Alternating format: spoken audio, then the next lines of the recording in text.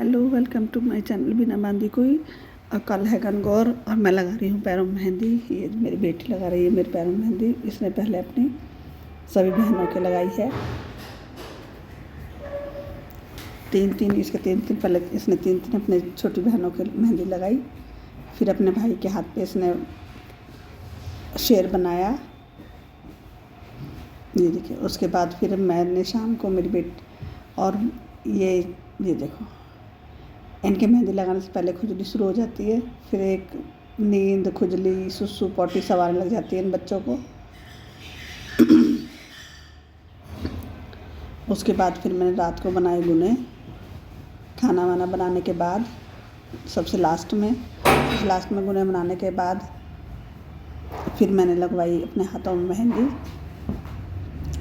पूरा काम करने के बाद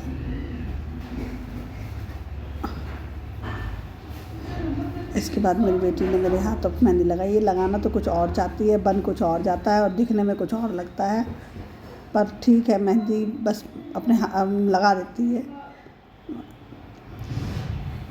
ये देखो, ये इसी ने लगाई है।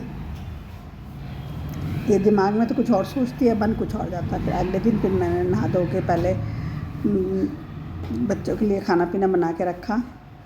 थाली, गणगौर माता की थाली निकाली, कान्हा जी की थाली निकाली।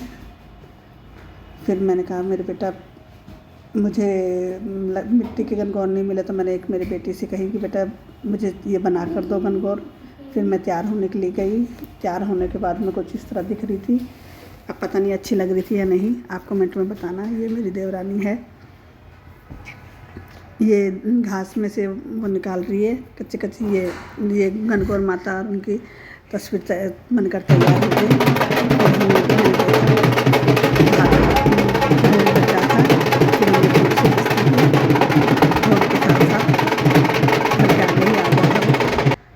फिर हम दोनों देवरानी जेठानी ने पूजा की।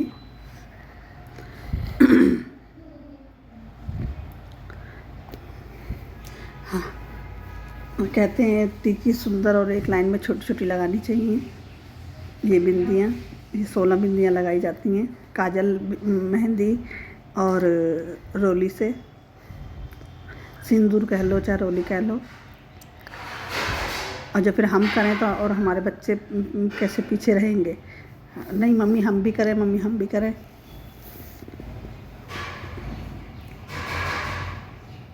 मैं और मेरी देवरानी ने पूजा ख़त्म करने के बाद ढोक दी। उसके बाद फिर हमने